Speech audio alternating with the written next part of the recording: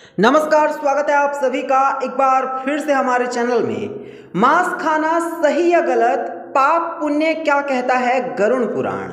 आपने देखा होगा बहुत सारे लोग इस धरती पर ऐसे हैं जो मांस खाते हैं, तो वहीं बहुत सारे लोग ऐसे हैं जो शाकाहारी भोजन पसंद करते हैं। लेकिन सबसे बड़ा सवाल है कि मांसाहारी लोग जो मांस खाते हैं, क्या ये एक बहुत बड़ा पाप है।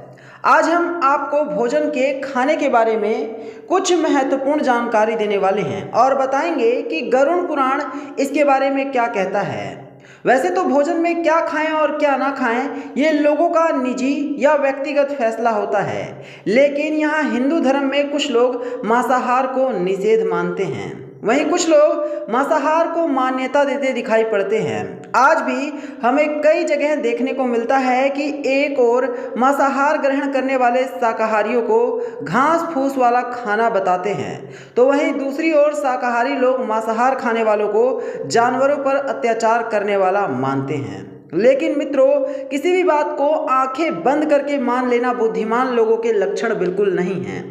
इसलिए आइए जानते हैं कि हिंदू धर्म ग्रंथों में मांसाहार और शाकाहार में से कौन सा भोजन उत्तम माना गया है। हिंदू धर्म में मांस खाना बिल्कुल मना है या नहीं है, इस संबंध में कई लोगों के मन में भ्रम है और इसका कारण कुछ लोगों के मन में वेदों के विषय में बैठी शंका है, जिनकी वजह से वो समझते हैं कि वेदों में पशु वाली मांसाहार में आदि का विधान है, लेकिन ये अर्ध सत्य से ज़्यादा कुछ भी नहीं है।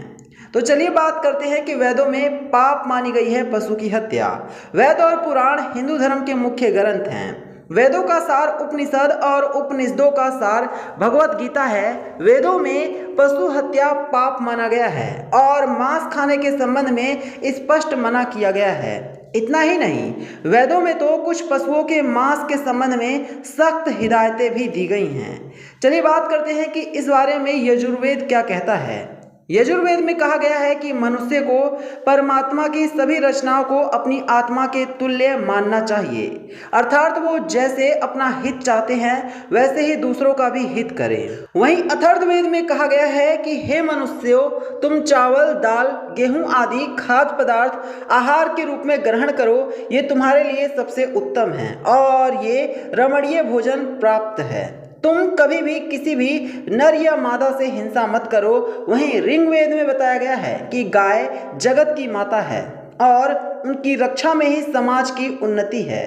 मनुष्यों को उनके समान सभी चार पैर वाले पशुओं की रक्षा करनी चाहिए। इसके अलावा गीता में मांस खाने या नहीं खाने के उल्लेख की बजाय अन्न को 3 श्रेणी में विभाजित किया गया है, सत्य, रज और तम। गीता के अनुसार अन्न से मन और विचार बनते हैं। जो मनुष्य सात्विक भोजन ग्रहण करते हैं उसकी सोच भी सात्विक रहती है। मांस और मदिरा जैसी चीजें तामसिक भोजन कहलाता है। इस तरह का भोजन करने वाले लोग अक्सर कुकर्म, रोगी, दुखी और आलसी होते हैं। वहीं गीता के अनुसार सात्विक आहार आयु को बढ़ाने वाला, मन को शुद्ध करने वाला और बल, बुद्धि और स्वास्थ्य को तृप्ति प्रदान करने वाला होता है।